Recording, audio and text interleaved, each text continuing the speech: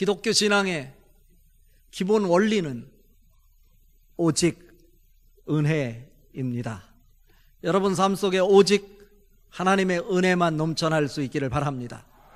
우리가 살아가면서 스스로 고백해야 될 것이 있는데 그것은 오직 은혜입니다.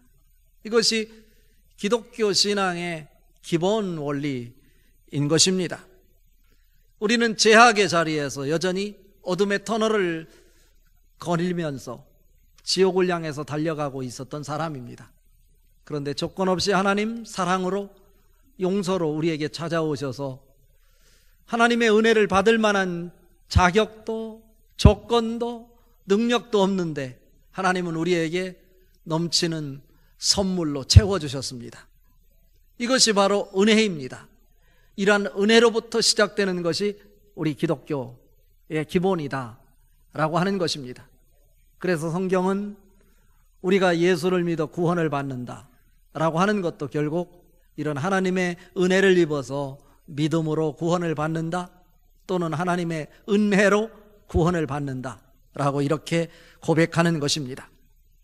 하나님이 넘치는 은혜를 조건 없이 우리에게 부어주심에도 불구하고 우리가 그 은혜를 믿음으로 받아들이게 될 때 그 하나님의 은혜가 우리의 축복이 될 수 있는 것입니다.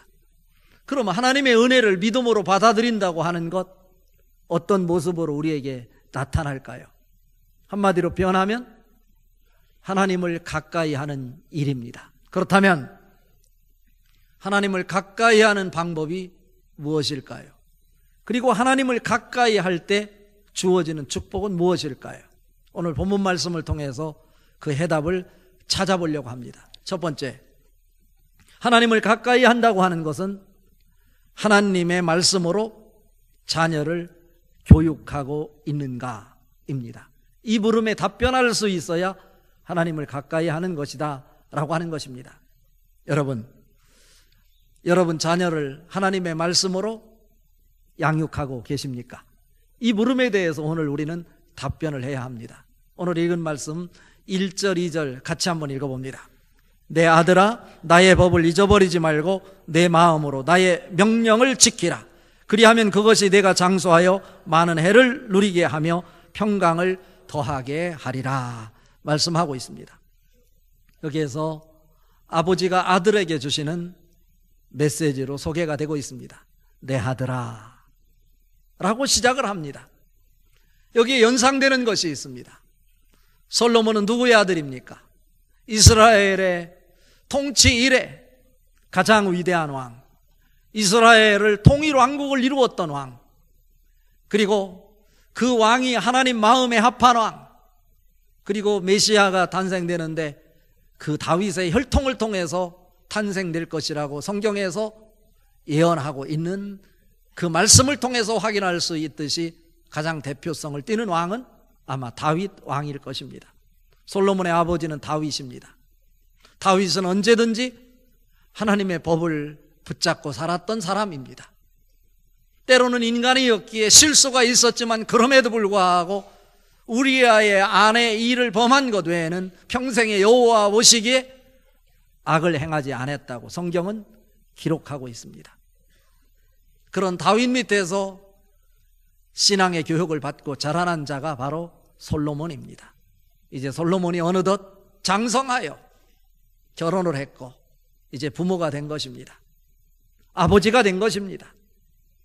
그리고 오늘 다시 자기 아버지를 생각하면서 아버지에게 받은 그 교육을 훈계를 생각하면서 자기 자녀들을 향해서 오늘 메시지를 전합니다. 뭐라고요? 내 아들아 입니다. 내 아들아 나의 법을 잊어버리지 말고 내 마음으로 나의 명령을 지키라. 두 가지를 말하고 있습니다. 아들을 향해서 주시는 이 메시지가 나의 법을 잊어버리지 말라고 말합니다. 그리고 두 번째로는 그 내가 너를 향해서 준 이 법을 마음으로 지켜내라 이렇게 부탁합니다. 그런데 솔로몬은 오늘 의도적으로 내 말이라고 하지 않고 나의 율법이라고 말합니다. 이것은 무엇을 얘기하냐면 솔로몬이 자녀에게 가르치고 싶은 그 교훈이 자기의 지식과 경험으로만 구성된 것이 아니라 자기가 자녀에게 전달하고 싶은 메시지가 하나님의 말씀으로부터 받은 교훈이라고 하는 것을 강조하고 있는 것입니다. 여러분의 모습이 될 수 있기를 바랍니다. 우리는 세상을 바라보면서 우리 자녀들을 향해서 수많은 교훈을 줄 수 있어요. 너 돈 많이 벌어야 된다. 너 좋은 대학 가야 된다. 너 출세해야 된다. 그러려면 이러이러한 방식으로 살아야 된다. 또 정직해야 된다 말하지만 또 한편으로는 정직해서는 성공할 수 없다. 뭐 이런 교훈을 주는 세상 사람들의 모습도 있습니다. 그러나 솔로몬은 오늘 분명하게 말합니다. 내 아들아, 나의 법을 잊어버리지 말고 라고 말합니다. 자기가 가르치고 싶은 교훈은 자기가 세상에서 얻은 경험이 아닙니다. 하나님의 말씀으로부터 직접 경험하고 자기가 살아온 말씀입니다. 자기 아버지인 다윗으로부터 배워온 하나님의 말씀을 토대로 한 교훈입니다. 여러분이 여러분 자녀들에게 주는 교훈이 바로 이런 교훈일 수 있기를 바랍니다. 자녀 이길 장사 없다고 말하잖아요. 그러나 이것은 언제부터 해야 될 일입니까? 아이들이 그 인격이 형성되기 전부터, 그들이 판단할 능력이 있기 전부터, 아주 어렸을 때부터 하나님의 말씀을 잊지 않도록 하나님의 말씀을 가르쳐야 된다고 하는 것을 오늘 말씀하는 솔로몬의 교훈입니다. 그러면서 이어서 하는 말씀이 무엇입니까? 내 마음으로 이것을 어떻게 하라는 거예요? 내 마음으로 나의 명령을 지키라 고 말하는 거예요. 대충 들을 수 있습니다.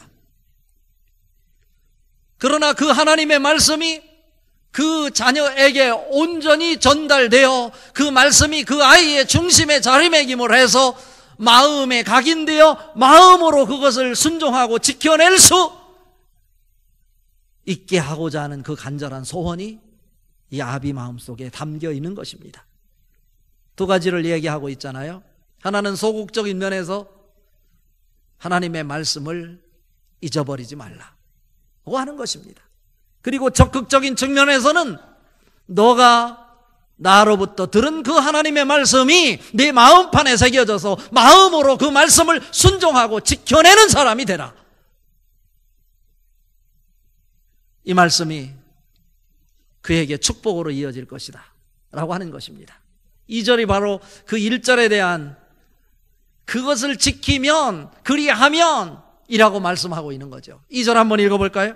그리하면 그것이 내가 장수하여 많은 해를 누리게 하며 평강을 더하게 하리라 말씀하고 있습니다.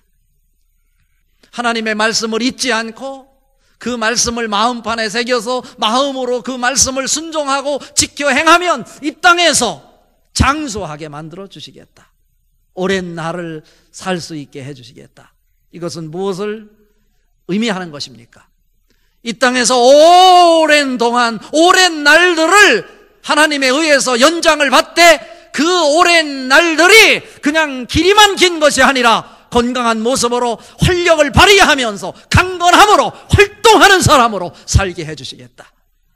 그 축복의 하나님 말씀을 가슴속에 담아내므로 여러분에게 1차적으로 만들어지고 여러분의 입술을 통해 자녀들에게 전달되므로 자녀들이 그 말씀을 잊지 않고 마음밭에 받아 마음속에 간직하여 그 말씀을 순종하고 지킴으로 여러분 자녀에게도 이 땅에서 강건한 모습으로 날수가 길어지되 마음 놓고 활보할 수 있는 하나님의 영으로 충만한 자가 세상에서 활보하는 모습이 여러분의 말씀의 교육을 통해 여러분 자녀들에게서 나타날 수 있기를 바랍니다.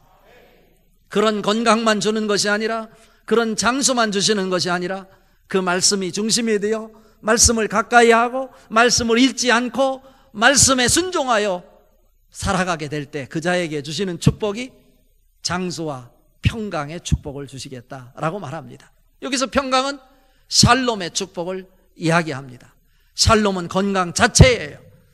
능동적인 거예요. 긍정적인 거예요. 부정이 전혀 없는 상태, 이그러짐이 없는 상태입니다. 여기서 말하는 샬롬은 하나님이 함께 하심으로 만들어지는 상태를 샬롬이라고 말합니다. 성도 간에도, 이웃 간에도, 그리고 여러분 자신의 자아의 관계 속에서도 갈등이 없이 평강이 넘쳐나는 그러한 샬롬이 이 말씀을 통해서 여러분 인생 속에, 신앙의 여정 속에 넘쳐날 수 있기를 주님의 이름으로 축복합니다. 두 번째, 하나님을 가까이 한다고 하는 것은 뭐냐면 진정으로 하나님의 은혜와 사랑으로 살아가고 있는가입니다. 오늘 읽은 말씀 3절 4절을 같이 한번 읽어봅니다. 인자와 진리가 내게서 떠나지 말게 하고 그것을 내 목에 매며 내 마음판에 새기라. 그리하면 내가 하나님과 사람 앞에서 은총과 귀중히 여김을 받으리라 말씀하고 있습니다. 이 문장 형태가 양식이 똑같아요. 1절 2절에서 이렇게 하면, 그리하면 이런 축복이 임할 거다. 3절에서도 우리에게 뭐라고? 뭐를 떠나지 말며 인자와 진리가 내게서 떠나지 말게 하고 그것을 내 목에 매며 내 마음판에 새기라. 그리하면, 그리하면 이것을 하나님의 성품인 이 인자를 내게서 떠나지 말게 하라는 거예요. 이게 하나님의 이 성품을 내 마음속에 자리 잡게 하라고 하시는 하나님의 말씀이죠. 그리고 진리라고 그러잖아요. 여기서 진리는 하나님의 말씀을 이야기합니다. 하나님의 성품이 여러분에게 가득 차면 하나님의 말씀이 보이게 되는 거예요. 하나님의 말씀이 보이면 하나님의 말씀 따라 순종하게 되고 하나님 말씀 속에서 하나님의 사랑이 무엇인지를 여러분이 발견하게 될 것입니다. 결국 하나님의 속성을 내가 가슴속에 품고 가까이 한다고 하는 것, 가까이 한다고 하는 것, 이것은 바로 인자를 내가 품고 살아간다고 하는 것인데, 하나님의 말씀을 품고 살아간다고 하는 것인데, 그것은 다른 말로 표현하면 하나님의 사랑과 말씀으로 살아간다라고 하는 말씀입니다. 그러게 될 때 여러분에게 하늘의 축복이 있는데 또 두 가지 축복을 주신대요. 하나님의 성품으로 살아가는 사람에게는 두 가지 축복을 주는데, 다시 한번 확인을 위해서 4절 말씀 같이 한번 읽어봅니다. 그리하면 내가 하나님과 사람 앞에서 은총과 귀중히 여김을 받으리라 말씀하고 있습니다. 여기서요, 은총이라고 하는 것은 호의를 베풀다라고 하는 뜻이에요. 결국 이 말씀은 무슨 말씀입니까? 하나님의 성품을 가슴에 담고 하나님의 말씀을 가슴에 담고 하나님의 성품과 말씀으로 살아가면 하나님께서 하나님의 성품으로 살아가는 사람들에게 하나님에게 호의를 받고 사람들에게 호의를 받도록 책임져 주시겠다라고 하는 거예요. 그렇다면 하나님의 영광이 그 호의를 통해서 만들어지게 될 것입니다. 그런 호의가 무엇으로 발전하냐면 오늘 4절에 보니까 귀중함을 받게 된다라고 표현하고 있습니다. 은총과 귀중히 여김을 받으리라 말하고 있어요. 여러분, 지혜 없는 자라고 말하지 마십시오. 나는 어리석은 자라고 말하지 마십시오. 여러분이 뭐 하면 하나님의 성품인 인자와 진리를 가슴에 담고 그 하나님의 성품으로 살아가면 하나님께서 여러분을 책임져 주시되 하나님으로부터 귀중히 여김을 받되 분별력이 있는 총명한 사람이다, 이렇게 인정을 받도록 책임져 주시겠다라고 말하는 것입니다. 세상에서도, 이웃 사람들에게서도, 직장에서도, 동료들에게, 상사에게, 그리고 밑에 있는 직원들에게 온통 관심을 갖게 되고, 저분은 분별력이 있는 총명한 사람입니다, 이런 소리를 여러분이 들을 수 있기를 바랍니다. 이것은 그냥 아무에게나 주어지는 것이 아니라 하나님의 성품으로 살아가는 사람에게 하나님이 세상 사람들로부터 그런 귀중히 여김을 받도록 책임져 주시겠다, 이런 말씀입니다. 하나님의 약속의 말씀이 여러분의 축복으로 연결될 수 있기를 바랍니다. 또 하나의 의미는 뭐냐면 성공하고 번영한 사람으로 인정받게 한다라고 하는 뜻입니다. 여러분, 성공한 사람 되십시오. 그리고 번성하는 사람이 되십시오. 하나님은 우리에게 축복을 주시기를 원하십니다. 그래서 하나님은 우리에게 말씀하실 때도요, 창세기 1장 28절에 보면 하나님이 그들에게 복을 주시며 하나님이 그들에게 이르시되 생육하고 번성하여 땅에 충만하라, 땅을 정복하라, 이렇게 말씀하시면서 우리에게 책임을 부여해 주셔요. 그리고 축복을 부여해 주셔요. 그 축복은 뭐냐면 번성의 축복입니다. 하나님은 하나님의 형상 따라 우리를 만드시고 하나님의 형상으로 지음받은 사람이 하나님이 만드신 이 세상에서 마음 놓고 활보하는 모습을 보기를 원하십니다. 여러분이 하나님의 성품으로 살아가심으로 하나님이 주시고자 하는 축복, 성공 축복, 번성 축복, 여러분 것들 될 수 있기를 바랍니다. 여러분들은 하나님의 말씀을 받은 사람입니다. 하나님의 말씀으로 살아감으로, 하나님의 성품인 인자로 살아감으로 여러분이 이 세상에서 성공하되 번성하는 축복도 여러분 것 될 수 있기를 바랍니다. 자, 또 하나의 축복이 있는데 그것은 뭐냐면 좋은 인상을 주는 사람으로 인정받는다 라고 하는 것입니다. 그런데 오늘 하나님께서 우리에게 축복으로 주시는데 인자인 하나님의 성품을 담고 진리인 하나님의 말씀으로 살아가면 하나님께서 하나님 앞에서도 내 아들아, 내 딸아, 너는 인상이 참 좋구나, 이 소리를 듣게 하실 뿐 아니라 세상 사람들에게도 선생님은 참 인상이 좋으십니다. 난 선생님과 계약을 맺고 싶습니다. 난 선생님과 가까이 하고 싶습니다. 이런 마음이 세상 사람들에게도 전달될 수 있기를 바랍니다. 그래서 여러분 가는 곳마다 여러분이 인정받고 대접을 받고 귀중히 여김을 받음으로 하나님의 영광을 드러내는 하나님의 축복이 여러분 중심에 있기를 주님의 이름으로 축복합니다. 이것이 오늘 우리에게 주시는 축복이에요. 마지막 결론입니다. 범사의 하나님을 인정하면 우리의 가는 길을 지도해 주신다라고 하는 것입니다. 오늘 읽은 말씀 중에 5절, 6절 말씀 같이 한번 읽어봅니다. 너는 마음을 다하여 여호와를 신뢰하고 내 명철을 의지하지 마라. 너는 범사에 그를 인정하라. 그리하면 너의 길을 지도하시리라 말씀하고 있어요. 그냥 하나님을 신뢰하는 것이 아니에요. 뭐하고? 너는 마음을 다하여 여호와를 신뢰하라, 이것입니다. 이 말씀 속에는 무엇이 담겨 있느냐면 너의 주장을 내려놔라, 너의 경험을 내려놔라, 너의 생각을 내려놔라, 이런 말씀이에요. 그럼 내 생각, 내 경험, 내 지식을 다 내려놓으면 나에게는 뭐가 있습니까? 아무것도 없는 거죠. nothing이지요. 그런데 성경에서는 우리에게 아주 귀중한 영적 원리를 가르쳐 주는데 나의 경험, 나의 지식, 나의 생각을 내려놓을 때 동시에 하나님을 절대적으로 신뢰하는 것으로 간주해 주겠다라고 하는 말씀입니다. 여러분의 것으로 가득 차 있을 때 우리는 하나님을 향할 수 없는 거예요. 하나님을 신뢰할 수 없는 것입니다. 여러분, 힘들지만 내가 육체를 입었기에 세상에 보이는 것 많고 세상에 유혹이 많지만 그럼에도 불구하고 하나님의 성품으로 살아감으로 하나님의 말씀이 여러분에게 크게 보여 그 말씀으로 오신 하나님을 절대적으로 신뢰하는 모습이, 여러분 마음을 다하여 그분을 사랑하는 모습이, 그분을 의존하는 모습이, 그분을 경외하는 모습이 여러분 삶 속에 보여질 수 있기를 바랍니다. 여러분 자녀들에게 보여질 수 있기를 바랍니다. 그 모습을 보시고 하나님께서 흐뭇해하시면서 너는 범사에 그를 인정하라. 그리하면 내 길을 지도하시리라 말씀하고 있습니다. 여기서요, 내 길을 지도하시리라 말할 때 단순한 길만을 얘기하지 않아요. 이 대상이 젊은이라고 그랬어요. 길로부터 파생되는 것이 뭐냐면 통로라고 하는 거예요. 통로로부터 파생되는 것이 우리의 미래의 삶의 양식을 지칭할 수 있어요. 우리가 살아가는 삶의 여정, 삶의 양식, 삶의 형태, 그리고 여행, 대화, 만남, 모든 일상의 삶 속에서 하나님께서 여러분의 일거수일투족을 지도해 주시겠다라고 하는 거예요.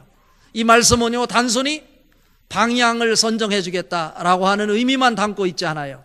여기에서는요, 이 단어 속에 내 길을 지도하시리라 라고 말씀할 때 이 지도한다는 말씀 속에는 뭐냐면 교정한다 라고 하는 의미도 담고 있어요.